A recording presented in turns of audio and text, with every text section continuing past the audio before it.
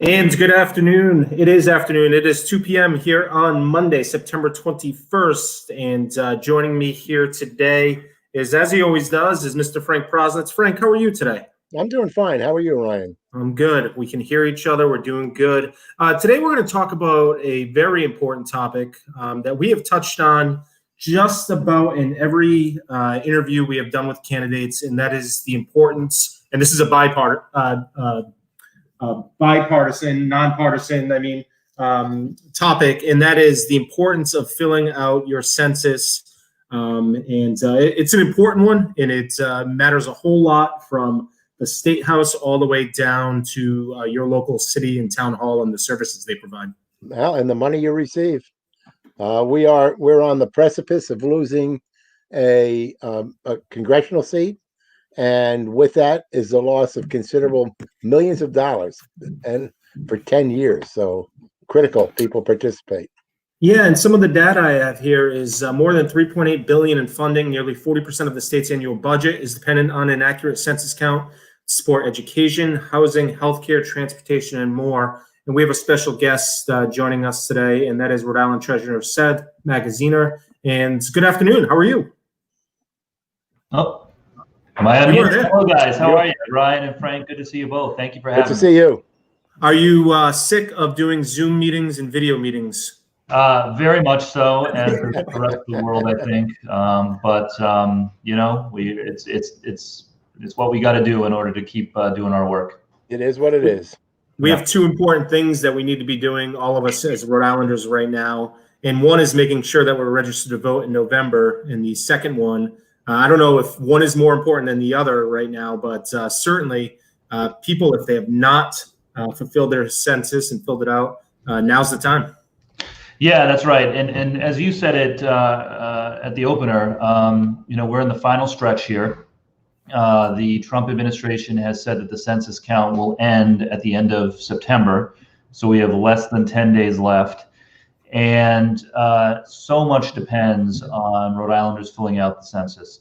That is what determines our political representation in Washington, D.C., and it's also part of what determines how much federal funding we get for vital programs and services that Rhode Islanders depend on. And so we're encouraging everybody, this is the final push, we're encouraging everybody to get counted. Go to www.mycensus2020.gov to fill out the form if you haven't filled it out already, and be counted.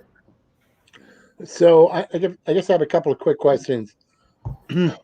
Given the Trump administration and given its position with immigrants, undocumented immigrants are eligible to fill out the census form, but many may be very reluctant given this administration's history. Yeah, and the message that we want to send to people, first of all, is that everyone should fill out the census regardless of their immigration status.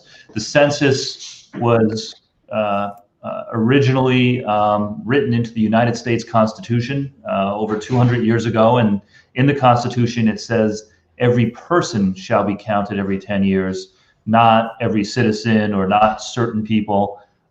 It's meant to be a complete count of every individual in every state. And the data that is collected through the census is secure. It is not used for any other purpose besides forming an accurate count of the number of citizens in each state. The number of individuals in each state, regardless of citizenship. And so that data, that information that you provide cannot be used for any other purpose. The courts have upheld that and have said that every person needs to be counted, and that data has to be kept safe and secure and not used for any other purpose. What states are we basically competing with? The downside of all of this, if we don't get the count we need, we lose one congressional seat and we lose millions of dollars in funding. Where are we in this? Is this a long shot for us? Is it? Are we competitive? Where do we stand with all of this? Yeah. Well, there's some good news. The good news is that as of the last update that I saw a few days ago, Rhode Island's response rate was slightly ahead of the national average. The national average response rate was somewhere in the neighborhood of 94.5% to 95% of households responding. Rhode Island was about 1% ahead of that national median. So that's the good news. The bad news, however, is that 10 years ago, we were right on the cusp of losing a House seat. Like, we were very, very close to losing a House seat, and as a result, losing a lot of funding. And so just being average is not good enough. We're going to have to pick up the pace, I think, significantly in order to preserve that representation and preserve that funding. And counts as of Friday were still pretty low in communities such as Providence, Pawtucket, Central Falls. So if you live in any of those communities, but even here in Newport, it is in Newport County, it is trailing behind where it was 10 years ago. So if you haven't filled out the census, it's very simple to go online and fill it out and do it before October 1st, right? We're here in the final 9 days. Yeah, exactly right. There is still time. It's easy. I assume you guys have done it. I did it. I did it twice. It takes about 5 minutes. It's very easy, and the website, as you have running across the screen, 2020census.gov, that works. Excellent. Frank talked about the big picture of what we lose, but can you talk about what in an average community this will have an impact on, which might be a little bit closer to somebody's heart than, no offense, a congressman? Absolutely. And again, the political representation is important, but I'm the state treasurer. I deal with dollars and cents, and that's just as big, if not a bigger part of this.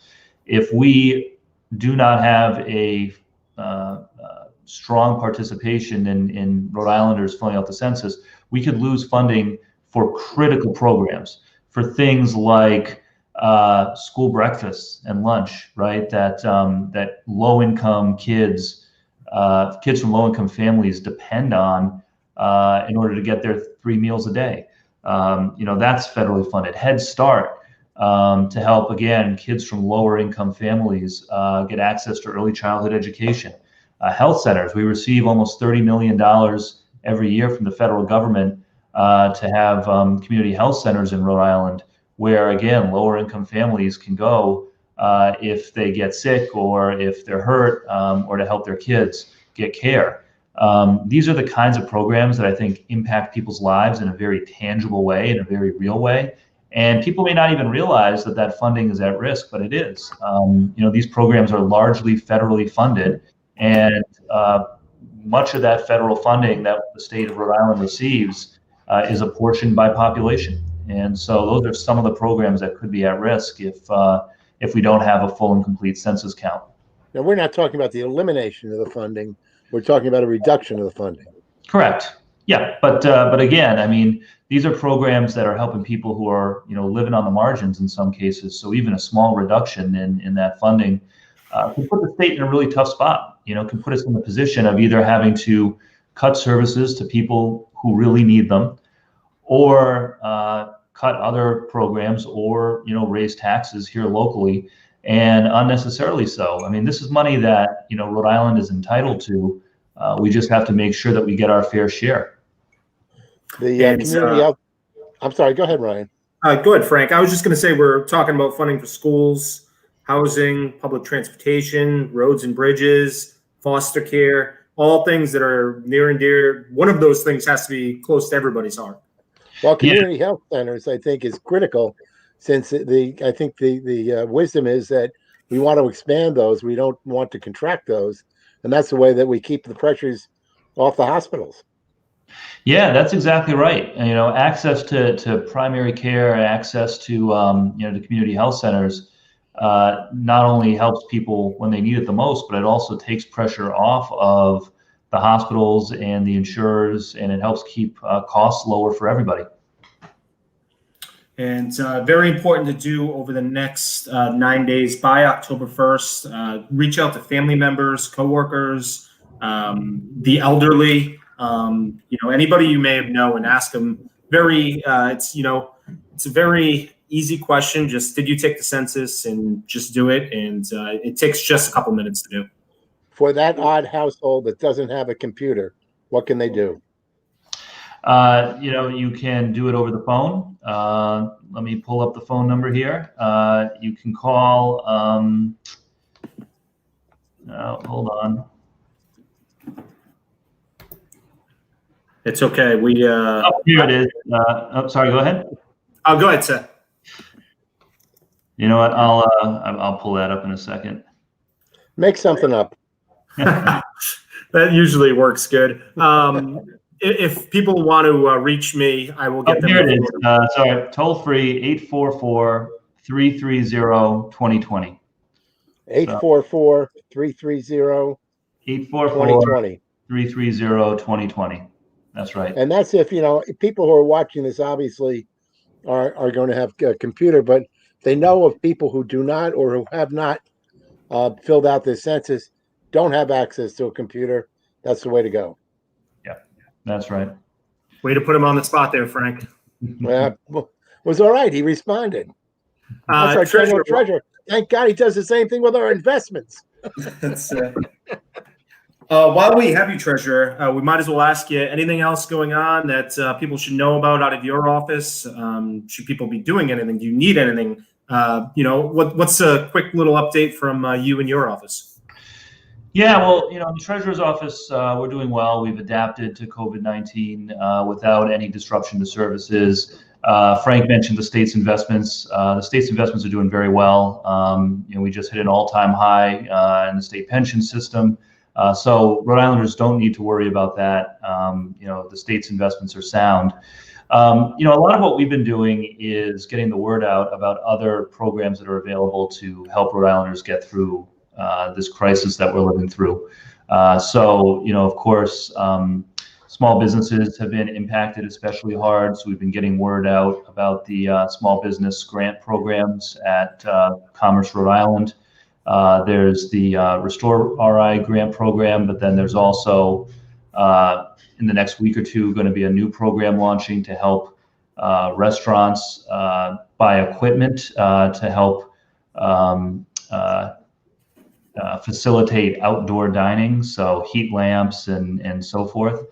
Frankly, we've been getting just a lot of calls just from people who have questions about how to get access to resources for small businesses, help with their unemployment insurance, help with other forms of relief, because there are a lot of people who are really hurting from all of this. And so beyond just the normal day-to-day of the Treasurer's office, we try to be a resource to people and to get the word out about these programs. What are you hearing? And maybe your office wouldn't hear that much, but perhaps you would, from restaurants or places that might be just on the edge and may not be able to survive the winter. What are our expectations? Yeah, certainly hearing a lot of anxiety about what the winter is going to mean for restaurants in particular. And I'd say a couple things. I mean, the first, again, is that in a couple weeks, there will be new funding from the Commerce Department to help restaurants buy heat lamps, buy tents, buy other equipment that they may need to facilitate outdoor dining in colder weather. The most important thing that I think we can do to support our local restaurants and all small businesses is follow the public health guidelines. If we can continue to get through the fall and into the winter with relatively low case counts, then it'll be easier in the winter to maintain some indoor dining as well. But if we have another spike in, September, October, November, because people stop following the rules, then I think it'll be harder to do that. But no, this is a time of a lot of anxiety for sure. The other thing that would really be helpful would be if Congress would get their act together and make more assistance available to the states so that we could expand the financial help that we're able to make available to small businesses across Rhode Island. Has there been any discussion of any tax relief or tax delays for small businesses as they go into the winter months? Yeah, I know it's something that the governor has looked at. I think her position thus far has, again, been to wait and see what Congress does to see if they are able to provide more funding to the states. Because the state right now is facing a $500 million deficit. And, we are at risk if Congress doesn't act of having to lay off state employees and firefighters and police officers and teachers at a time when that is absolutely the worst thing that we could do. And so, I think the governor has taken a wait and see approach. Hopefully Congress comes through with more funding. But I know that if the resources are available, that more assistance to small businesses will be at the top of the list of priorities. Excellent. So a couple of homework things for our watchers, listeners today is by October 1st, you fill out your census, and you can do that if you have not. And I'll even challenge everybody, if you've already filled it out, find one person that hasn't filled it out and encourage them to fill it out. By October 3rd, register to vote if you're not already. Obviously, on November 8th, you go and register to vote. And then finally, go out and support a local business. I do have one more question for the general treasurer, and maybe it's early to do this. You ready to announce for governor? No, this is, we have a public health crisis, an economic crisis. I think Rhode Islanders expect their elected officials to be focused not on 2 years from now, but on the present. And that's what I'm locked in and focused on right now. It'd be great if Washington was as well. Yeah, tell me about it. Well, we appreciate you joining us today. We know you are very busy, and we'll let you get on to your next Zoom call. And we appreciate you dressing up for us today. All right, Yeah, there you go. Thank you for having me, guys. And we dressed up for you as well. You may not have noticed. Hey, I like the hat. You got that. That's good. That's it. We'll get you one. 2020 census.gov. Thank you, Treasurer. All right, thank you, guys. Thank you. And what we are going to do now is we're going to be joined by Elizabeth Burke Bryant. I accidentally hit the button, but she was prepared, and she is the executive director of RI Kids Count. And good afternoon, Elizabeth. Hi, Ryan. How are you? And hi, Frank. How are you? Great to see you both. Great to see you. Tell me a two-part question here. Tell me about Rhode Island Kids Count, for those who do not know. Of course, we should always do that. And then tell me about how response to the U.S. Census here matters. Well, first of all, Rhode Island Kids Count is a children's policy and advocacy organization that has worked for more than 25 years, if you can believe it, to improve the health, education, economic well-being, and safety of Rhode Island's children. We have about 203,000 children, and we have a special focus on children living in poverty and on doing all of our work through an equity lens. So in terms of the census, it is, if your name is Kids Count, then the census is sort of like the every 10 years sweepstakes. It is so important for our state, for many of the issues that Treasurer Magaziner just mentioned, that we count every Rhode Islander in this 2020 census. What can you say to those undocumented immigrants who might fear filling out the census, and given the track record of this federal administration, a fear that may result in something negative? I would say that the census is confidential. They have every right to be counted as a Rhode Islander. It is really important that our immigrant families and immigrant people in our state fill out the census. They are Rhode Islanders and they count. I would also like to say that the historic data has shown us, and some people might not realize this, that children under age 5, young children are under age 5, are the most likely group to not get counted fully, and particularly children of color and children of immigrant families. But young children, there's a lot of reasons for that. There could be shared custody arrangements where one household is asked and doesn't give the name of the child. There's a much more greater likelihood of young children living in poverty, tending to live in more densely populated neighborhoods. So I just want to get the word out that everyone in your household counts. Count your children, count your infant that was born last week. This is for every person to be counted. What when we take a look at the obviously you're tracking kids in the state and how they're faring. Tell us about the programs that could be hurt by our losing a congressional seat and losing some funding federally. So many programs that directly have an impact on children's lives and their families' lives. It was already mentioned, health centers. Child care is a program that the federal government invests in. We would like them to invest more, but childcare is another one. Head Start, family home visiting is one. We had, as you know, from our work over the years, a major problem with lead poisoning. We're making a lot of progress on that. Lead poisoning prevention programs are part of this. School breakfast and lunch. There are, everywhere you look, when you think about the basic needs of a healthy childhood, are have an impact based on this incredibly important census. And I just want to say that people have to reply and fill out the census by September 30th. At this point, October 1st is too late. Good, Frank. Look, yeah, an area that I've really looked at a whole lot is the homeless population. And I guess I have two questions relative to the homeless. One, how do we reach them? And two, what do we lose if we lose funding relative to services for the homeless and some of those organizations that help them? Rhode Island has a complete count committee, which has been working for well over a year, and it includes experts in, it's horrible to have to say that there are people with expertise in homeless populations, but they have been around the table developing strategies for how to reach homeless families and homeless individuals.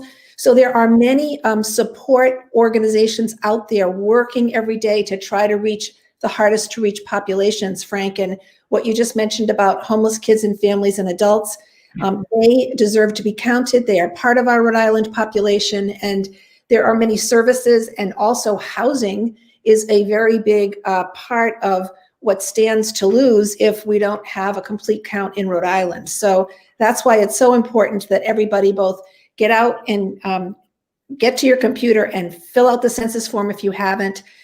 You can forward the link to the census, which is 2020census.gov, to people who in your family. It might be a cousin, it might be an uncle who might not have responded. And I just want to say out again, the number that was just talked about in the last part of the program. If people don't have computers, it's 844-474-2020. And that is a number that you can share with people who might have not have access to a computer. So it's so important that everyone, this is, I think we have about 10 days left, 10 days for 10 years of funding. Children that aren't counted in the 2020 census in Rhode Island will be on their way into, young children will be on their way into high school and beyond, and not have an opportunity to be counted for another 10 years, which is almost their whole childhood. So I just really applaud you for putting this issue front and center on your show today. It's a great way to get the word out in Newport.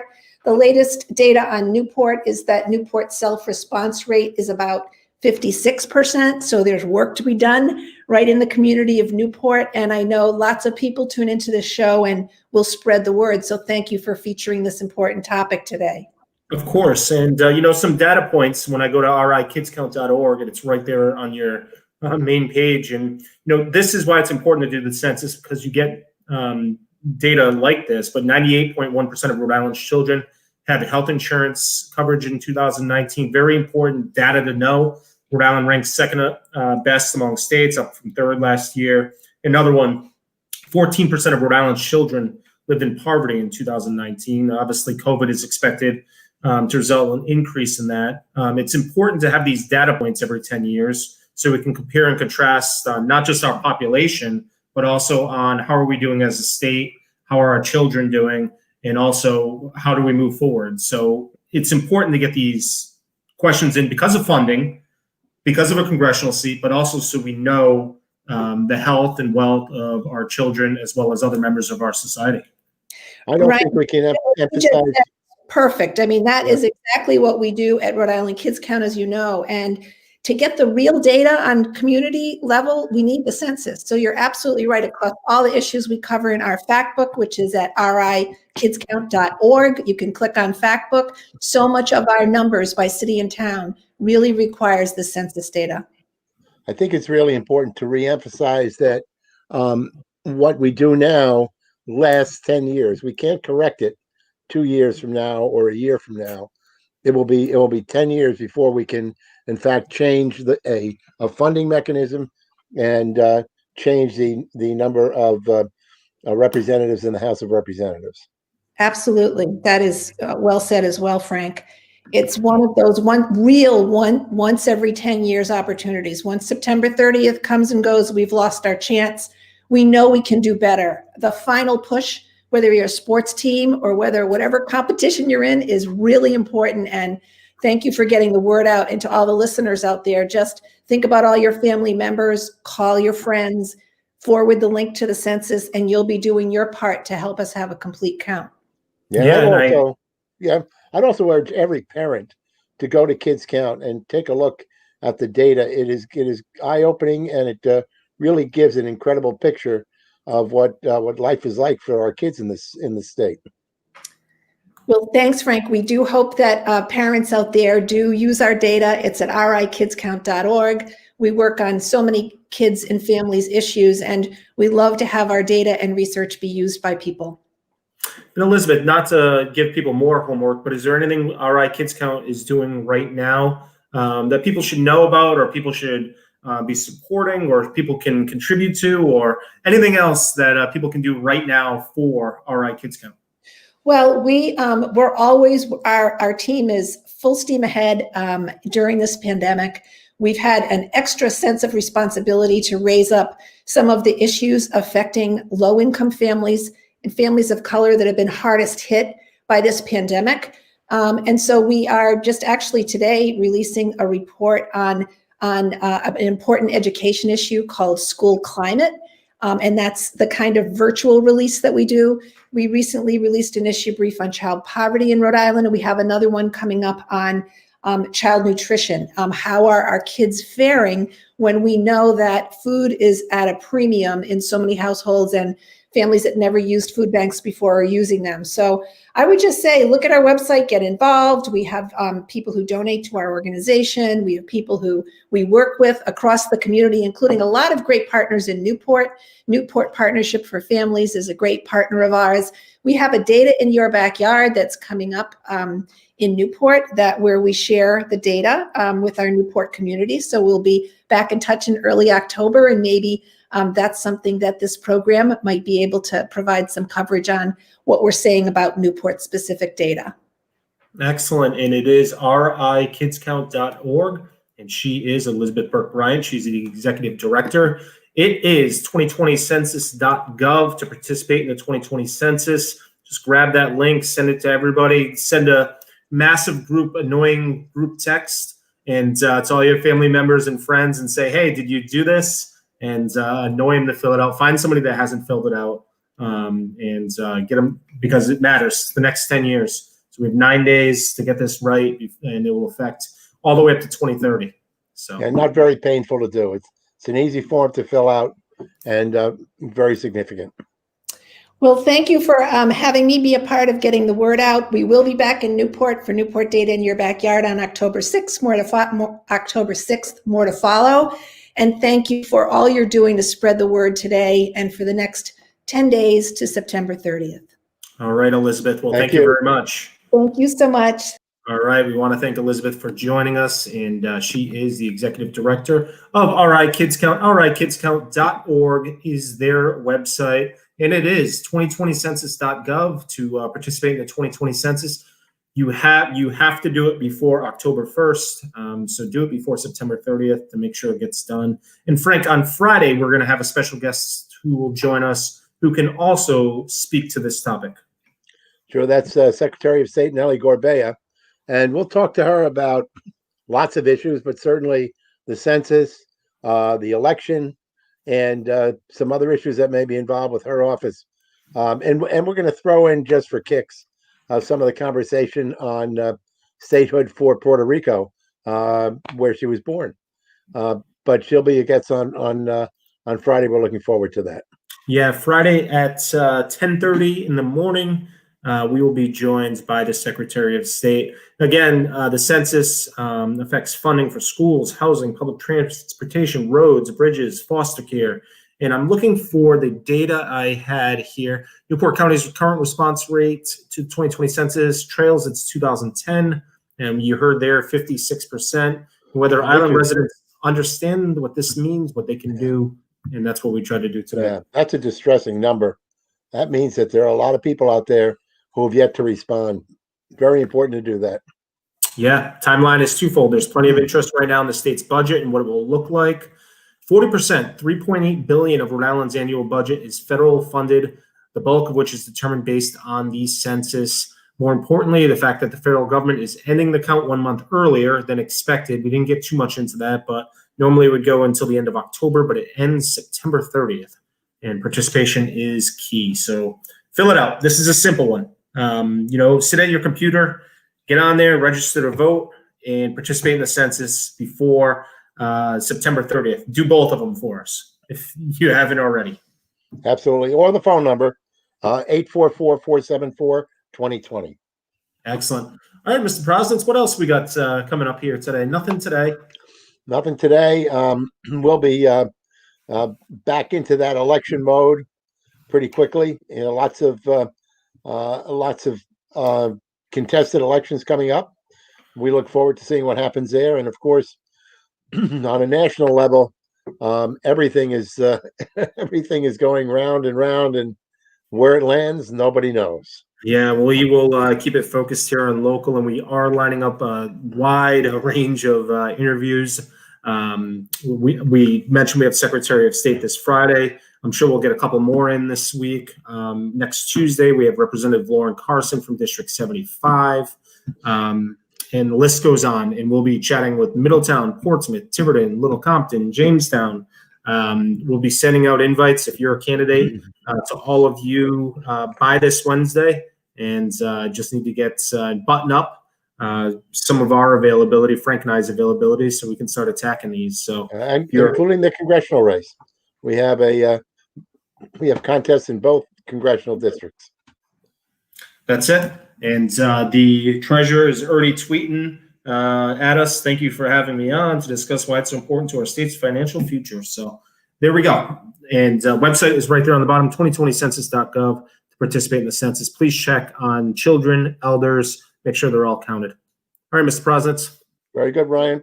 Thank you. That is going to do it for us today. We want to thank the treasurer as well as Elizabeth Burke Bryant for participating in our conversation regarding the census and what's at risk for Aquidneck Island as well as Rhode Island.